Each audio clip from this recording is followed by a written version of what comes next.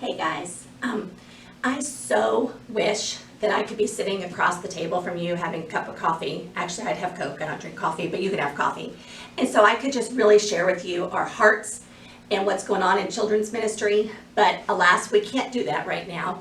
So I'm making this video for you, and this is a huge indicator of how much I love you all, because I really don't like being on video. But I love you so much, I'm willing to do it. So let me tell you some things about what's been going on in children's ministry, where we're going, and what we need from you. The last 6 months have been bizarre in our world. Never in the history of children's ministry did we not have Sunday mornings to prep for every week. And so we've had a lot of strange downtime that's turned out to be a huge blessing for us. We have gone through every closet that belongs to children's ministry on this campus. We've sorted through stuff, we've purged things, we've updated curriculum, we've had lots of chances to spend more time in prayer, more time in the Word, reading books that help us do better at our job. So in a really weird way, as much as we missed you all, this time's been a huge blessing for us. But we are ready to be back with you and your children. And we have been planning for this for 6 months. We have had meetings and we've had conversations and we've talked to the people from the health department and the CDC and all the different things that we need to do to make sure that when we come back, your children and our volunteers are safe. Every time we thought we had a plan, something would change. And so we had to make a new plan. And so we keep redoing and redoing and rethinking. But here we are, and we are ready to open on October 11th. We assume that by now you've heard that that's the plan.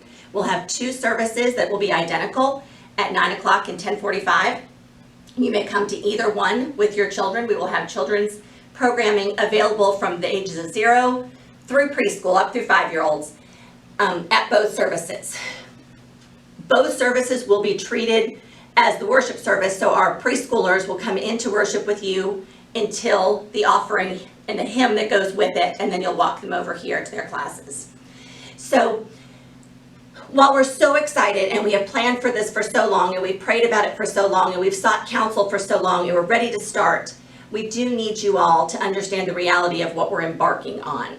And this is the part that I really wish I was sitting with you in person instead of writing a letter or doing this on video.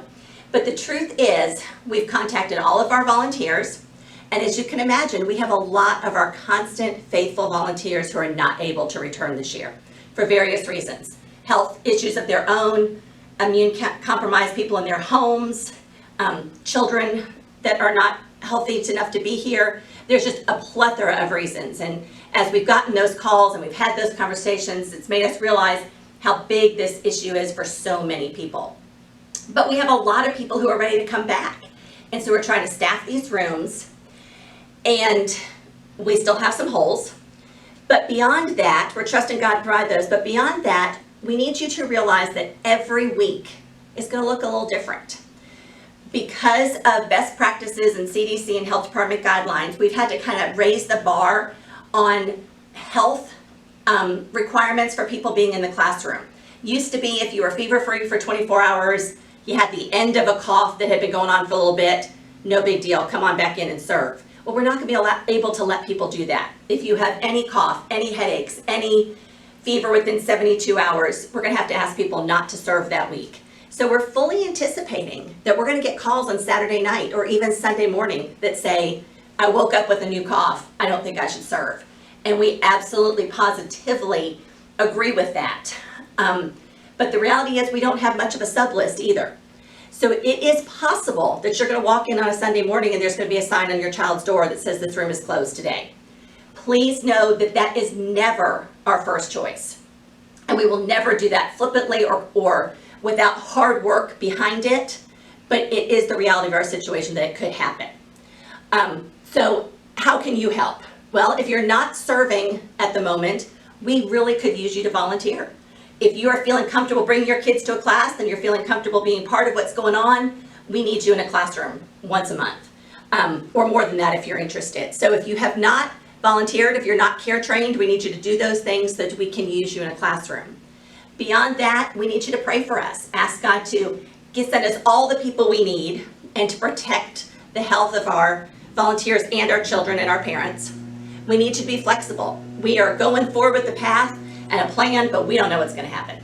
God does, and we're so grateful for a God that never changes, but we're walking into uncharted territory. So we need you to be flexible with us, and we need you to give us and each other just a whole lot of grace. So we're excited to see you on October 11th, or soon thereafter, whenever you are ready to bring your children back into our classrooms, and we can't wait to be back together. We love you guys.